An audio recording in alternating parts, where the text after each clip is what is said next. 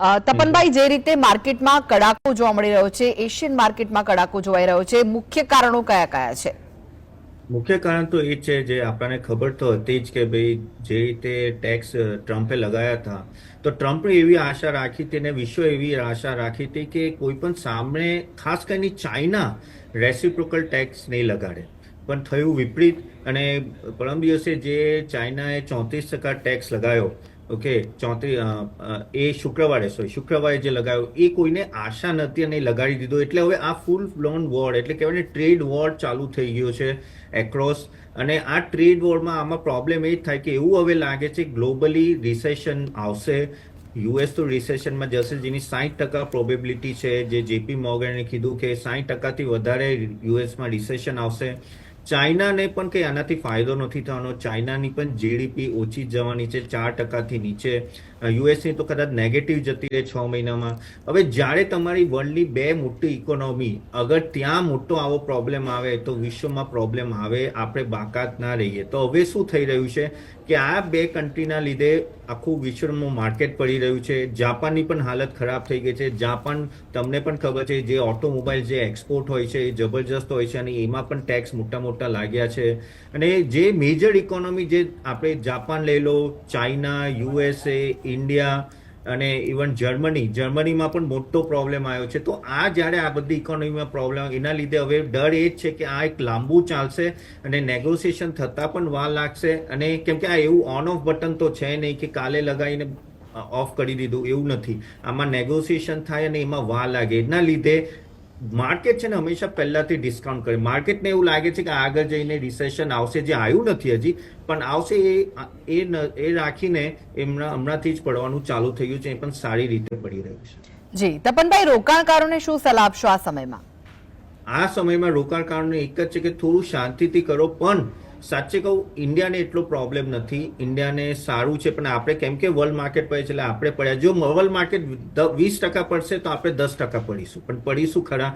આવા સમયે તમે ડોમેસ્ટિક ઓરિએન્ટેડ જે કંપની છે, એક્સપોર્ટવાળી ના લો, કે આઈટી, ફાર્મા, ઓટોમોબાઈલ, જ્યાં એક્સપોર્ટનું વધારે હોય, કેમિકલ, એ છોડો. અને જે ડોમેસ્ટિક, જે રીતે એફએમસીજી છે, બેન્કિંગ, એનબીએફસી, ઇન્ફ્રાસ્ટ્રક્ચર, એવી બધી કંપની જે આપણા ડોમેસ્ટિકને કેટર કરતી હોય, એવા સ્ટોક લેવાના વધારે સારા. પણ લો, કેમ કે આ તમે 3 વર્ષ પછી જોશો, તમને એવું લાગશે કે આ એક સારો મોકો હતો બાય કરવાનો. તો આ મોકો લેવાય, એમાં કંઈ ખોટું નથી. પણ ડોમેસ્ટિક ઓરિએન્ટેડ અને સારી કંપનીના, જેના વેલ્યુએશન સારો, એવા કંપનીના શેર લેવાના. પણ હા, જોતા રહેવાનું. કેમ કે આમાં શું થાય છે કે જ્યારે પણ આ રીતે 2008 લો, 2020 લો, એ વખતે પડે માર્કેટ તો 3-4 દિવસમાં બધું એક સાથે ડિસ્કાઉન્ટ કરી દે. શું ખબર આપણને આજે અને કાલે આપણે બોટમ પણ ક્રિએટ કરીએ, એ હજી કોઈને ખબર નથી. પણ જે રીતે પડી રહ્યું છે, ગમે તે, કેમ કે તમે જે રીતે કીધું કે યુએસમાં પણ પ્રોટેસ્ટ ચાલુ થઈ ગયા છે અને બધી જગ્યાએ બૂમાબૂમ થઈ રહી છે, તો કંઈક ને કંઈક ડિસિઝન આવશે. શું આવશે આપણને ખબર નથી. માર્કેટ એક ધાર્યું પડ્યું ના રહે, કશે ને કશે બોટમ બનાવશે. તો આવા સમયે તમને ખબર નથી બોટમ ક્યાં આવવાનું છે. તો ડોમેસ્ટિક ઓરિએન્ટેડ કંપનીઝ તમને બહુ સસ્તામાં મળી રહી છે, તો ધીરે ધીરે બાય કરવાનું ચાલુ કરી શકો. જી તપનભાઈ, કયા સેક્ટરમાં રોકાણ કરવું જોઈએ અને કોને અવોઇડ કરવા જોઈએ? ફરી કહેશો, નતું સમજાયું. કયા સેક્ટરમાં રોકાણ કરવું જોઈએ અને કયા સેક્ટરને એવોઇડ કરવા જોઈએ? આપણે પહેલા કયા એવોઇડ કરીએ એની વાત કરીએ તો એક તો આઈટી આવી ગયું. ફાર્મા પહેલા બાકાત હતું, પણ ફાર્મામાં પણ ટેક્સ લાગવાનો છે એવી વાતો ચાલી, એટલે ફાર્મા પણ એવોઇડ કરવા જોઈએ. કેમિકલ એવોઇડ કરો, કેમિકલનું પણ મોટું એક્સપોર્ટ જ હોય છે. પછી બીજું ઓટોમોબાઈલ્સ, ઓટો એન્સિલરી, જે યુએસમાં કરતી હોય. જે ત્યાં ગઈકાલે જ ન્યૂઝ આવ્યા કે ટાટા મોટરે કીધું કે અમે લેન્ડ રોવર, જેગવરનું જે એક્સપોર્ટ છે એ અમે હોલ્ટ કરી રહ્યા છે, એટલે અમે રોકી રહ્યા છે. તો એનો મતલબ ત્યાં પણ ઇમ્પેક્ટ છે. એટલે ત્યાં એવી કોઈ કંપનીઓ જેનું એક્સપોર્ટ વધારે હોય છે, એવું નહીં યુએસમાં પણ, એક્રોસ કશે પણ એક્સપોર્ટ હોય એવી કંપનીને એવોઇડ કરો તો વધારે સારું. જ્વેલરી બિઝનેસમાં પણ છે. ટેક્સટાઇલમાં આપણને એવું હતું કે ભાઈ આ જે વિયેતનામ અને જે બાંગ્લાદેશ પર ટેક્સ વધારે લાગ્યો તો આપણને ફાયદો થશે. પણ હજી વિયેતનામ તો 0 કરી રહ્યા છે એવી વાત ચાલી રહી છે. પણ તો પણ થોડું સાવચેતી કરવાનું. એટલે એમાં પણ હું હમણાં થોડું વેઇટ એન્ડ વોચ કહીશ. કયા લેવા જોઈએ એમાં બેંક પહેલા આવે, એનબીએફસી આવે, જે બહુ સારી પોઝિશનમાં છે. ઇન્ટરેસ્ટ રેટ કટ આ 9 એપ્રિલે થવાનો લાગે છે. 9 એપ્રિલથી જે એનપીસી મીટિંગ થઈ રહી છે એમાં. એફએમસીજી નીચેના ભાવે મળતું હોય, કેમ કે આ બધા સ્ટોક પડે છે એટલે કેમ કે વર્લ્ડ માર્કેટ પડે છે, બરાબર. તો એવા પછી ઇન્ફ્રાસ્ટ્રક્ચરમાં હોય કે ઇન્ફ્રાસ્ટ્રક્ચરમાં જે હોય સારા, જે રીતે L&T છે, કેપિટલ ગુડ્સ વાળા જે અહીંયા વધારે ડોમેસ્ટિક કરતા હોય, એ બધામાં તમે જોઈ શકો છો ઇન્વેસ્ટ કરવાનું. જી તપનભાઈ, આ જે ટેરિફ વોર છે તે લાંબો થયો છે, તેને કારણે જે અમેરિકન ડોલર છે, ડોલર ઇન્ડેક્સ અને ઇન્ડિયન રૂપી છે, તેમાં શું કોઈ ફરક લાગી શકે છે ખરો? અને સાથે જ ફોરેક્સ રિઝર્વમાં શું થઈ શકે છે? જો આમાં એક વસ્તુ છે, ટ્રમ્પનું એક હેતુ જ્યારે આવ્યા પ્રેસિડન્ટ, ત્યારે એમને એવું હતું કે મારે મેન્યુફેક્ચરિંગ યુએસમાં લાવવું છે, અને આ બધું જે ચાલી રહ્યું છે એના માટે જ ચાલી રહ્યું છે કે ટેરિફ એક રીતે એ કહે છે કે તમે મેન્યુફેક્ચરિંગ યુનિટ યુએસમાં સેટ કરો અને કરો. પણ ઇતિહાસ ગવાહ છે કે એમનું ખાલી 10% મેન્યુફેક્ચરિંગ, જીડીપીનું 10% મેન્યુફેક્ચરિંગ કરે છે. 10 થી 50% એમ ના જઈ શકે, વર્ષો વર્ષ લાગી જાય. અને ઇતિહાસ કહે છે કે દરેક કંપની, દરેક કન્ટ્રી, દેશ કઈ એકમાં એક્સપર્ટાઇઝ હોય, તો એ સર્વિસ અને આઈટીમાં એક્સપર્ટ છે, પણ એ હવે બધું બદલવા માંગે છે. અને એના માટે મેન્યુફેક્ચરિંગ અગર એ લાવવા માંગતા હોય યુએસમાં, તો એમને ડોલરને ડીવેલ્યુ કરવું પડે, ડોલરને નીચે લાવવો પડે. તો જે યુએસ ઇન્ડેક્સ હતો 110 હતો, હવે 102 ચાલી રહ્યો છે. અગર આપણે તમે ડોલરની વાત કરો, INR ડોલર, તો 86 ચાલ્યું. એ ચાહે છે કે યુએસડી નીચે આવે. અગર નીચે આવે તો જ એમનું એક્સપોર્ટ વધી શકે. એટલે હવે કહે છે કે આખું વર્લ્ડ ઓર્ડર ચેન્જ કરવા માંગે છે. જે રીતે વર્લ્ડ જે રીતે કામ કરતું તે આખું ઓર્ડર એ ચેન્જ કરવા માંગે છે. એના લીધે એ ચાહે છે કે ડોલર નીચે આવે. અગર ડોલર નીચે આવશે તો રૂપિયો સ્ટ્રોંગ થશે. તો આપણી રીતે એક રીતે સારું છે કે FII નું, હું શેર બજાર પોઈન્ટ ઓફ વ્યૂથી વાત કરું, કે FII પાછા આવી શકે છે. અગર કેમ કે હમણાં સુધી FII એટલે જતા હતા કેમ કે ડોલર સ્ટ્રોંગ થયો. ડોલર વીક જાય તો પછી એ લોકો FII અહીંયા ઇન્વેસ્ટ કરે તો એમને પણ ફાયદો થઈ શકે છે. જેને જે આપણે ડોલરને વર્લ્ડ કરન્સી કઈ રીતે ઓળખીએ છીએ આપણે હંમેશા, એ કદાચ ના પણ રહે. અને પછી શું થશે કે દરેક દેશ, જાતે આપણે ચાઇના સાથે ડીલ કરવું છે તેમની યોન અને INR માં ડીલ કરીશું, આપણે જાપાન સાથે એમના યેન અને આપણા રૂપી સાથે ડીલ, એટલે દરેકની લોકલ કરન્સીથી ડીલ કરશે. હમણાં સુધી ડોલર એક એવી કોમન કરન્સી હતી જેનાથી આપણે વર્લ્ડનો વ્યાપાર ચાલતો હતો. પણ અગર ટ્રમ્પ ચાહે કે આ નીચે આવે તો પછી કોઈ દેશ તમારા ડોલરને કેમ લે, અને એના લીધે ડોલર ઓર ડીવેલ્યુ થાય. તો આ બહુ મોટો ઓર્ડર ચેન્જ છે. આમ કહેવાય ને કોવિડ પછીનો સૌથી અગર વર્લ્ડ ઓર્ડર ચેન્જ થાય તો એનાથી ઘણા બધા રેપ્લિકેશન આવે, ઘણા બધા ઇમ્પેક્ટ આવે બધા દેશોમાં. પણ હા, આના લીધે રૂપી સ્ટ્રોંગ વધારે થશે અગર આ રીતે જો જતા રહ્યા તો.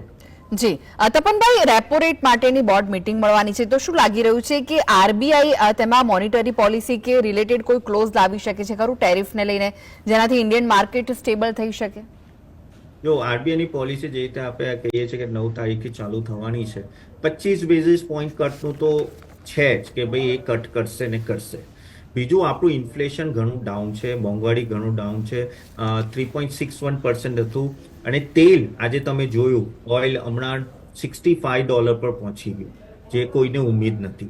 એટલે આપણો સૌથી મોટો પ્રોબ્લેમ ક્રૂડ ઓઇલ જ હોય છે કે એનો ભાવ જ્યારે પણ વધારે આપણી મોંઘવારી વધે, એટલે એ ડાઉન થઈ ગયું. એટલે આપણા માટે એમ કહેવાય ને વરદાન છે મોટો. બીજું, ડોલર ઇન્ડેક્સ નીચે જઈ રહ્યો છે, ત્યાંથી પણ શાંતિ છે, કેમ કે ત્યાં રૂપીને બચાવવા માટે RBI બહુ ખર્ચો કરતી હતી, પહેલા બહુ ડોલર વેચતી હતી. હવે એ ડોલર નીચે છે, એ પણ RBI માટે સારું છે. અને અગર ગ્લોબલી જો અગર રિસેશનની વાત છે તો ઇન્ફ્લેશનનો ઇમ્પેક્ટ આવે, પણ ક્યારે કે જ્યારે ટેરિફ વધતા જાય તો ગવર્મેન્ટ હમણાં રેસિપ્રોકલ ટેરિફ લગાવવા નથી, તો એમાં પણ થોડો ડર ઓછો લાગે. તો અગર RBI ચાહે અને થોડો બોલ્ડ ડિસિઝન લે તો એ 0.25 ના 0.50 કરે અને કહે કે ભાઈ હું માર્કેટની સાથે છું, માર્કેટ કરતાં મારે જીડીપીને સસ્ટેન કરી છે અને મને લાગે છે ઇન્ફ્લેશન નહીં વધે, તો હું 0.50. એ બ્રેવ મોમેન્ટ હશે RBI નો. જે કરે ના કરે હજી આપણને ખબર નથી. અને બીજું, પણ RBI ને પાછળ બેક ઓફ ધ માઇન્ડ એ ડર હંમેશા રહે કે અગર આ ટેરિફ વધે લાગે તો મોંઘવારી વધશે આગળ જઈને. કેમ કે તમે જે બહારથી ઇમ્પોર્ટ કરો છો એનો ભાવ વધારો થાય તો પછી અહીંયાનું પણ ઇન્ફ્લેશન વધે ને. હમણાં એવું લાગતું નથી, પણ એ ડરના લીધે કદાચ ના કરે. અને જો સેફ રમે તો 0.25 બેઝિસ તો લાગે જ છે કે એ કટ કરશે. પણ બ્રેવ થવા જાય અને અગર જીડીપીને સાથ આપવો હોય તો 0.50 પણ કટ કરી શકે છે. અને વચલો પણ છે એક ઘણું એવું પણ સંભળાય છે કે 0.35 કટ કરી શકે છે. એટલે ઘણી બધી વાતો ચાલી રહી છે, પણ આ એક 3 સિનારીઓ છે. જી તપનભાઈ, શું ગોલ્ડ રિલેટેડ ઘટાડાની શક્યતા જોવાઈ શકાય ખરી? કારણ કે જે રીતે ભાવ વધ્યા છે. જો એ પરમ દિવસે થતું હતું કે વર્લ્ડ માર્કેટ પણ પડતું હતું, ગોલ્ડ પણ પડતું હતું. પહેલી વાર એવું થયું કે બધા એસેટ ક્લાસ પડતા હતા, પણ આજે થોડું સ્ટેબલ લાગે છે. પણ મારા હિસાબથી ગોલ્ડ નહીં પડે એટલું બધું. ગોલ્ડ પડવાનું કારણ શુક્રવાર કે 1-2 દિવસ પહેલા એવું હતું કે બધાને એવું લાગતું હતું કે આ જે લોસ બહુ લોકોને મોટા મોટા ટ્રેડર્સોને થયા, જે રીતે વર્લ્ડ માર્કેટ પડ્યું, એને કોમ્પન્સેટ કરવા લોકો ગોલ્ડ પણ વેચી રહ્યા છે. પણ એક સમયે ગોલ્ડ હંમેશા એની શાઇની રહેશે. ગોલ્ડ મને નથી લાગતું એટલું બધું પડે. હા, થોડું પડશે, પણ જ્યાં સુધી આ બધી તસમતસ ચાલી રહી છે ત્યાં સુધી ગોલ્ડ એટલું પડશે નહીં. પણ ગોલ્ડ સાચે કહો તો બહુ વધી ગયું છે, અને પડશે જ્યારે કંઈ આવશે તો સારું એવું પડશે. તો મારા હિસાબથી અગર કોઈને ઇન્વેસ્ટમેન્ટ કર્યું તો થોડું કરો. હવે આ લેવલ તો ઘણો ઊંચો છે, પણ થોડું ડર રહેશે. એટલે કહેવાય ને ટોપ પર બેઠું છે, એટલે એ થોડું સાચેથી કામ કરવું પડે એના માટે. જી જી જી, આભાર તપનભાઈ, જીએસટીવી સાથે વાતચીત કરવા.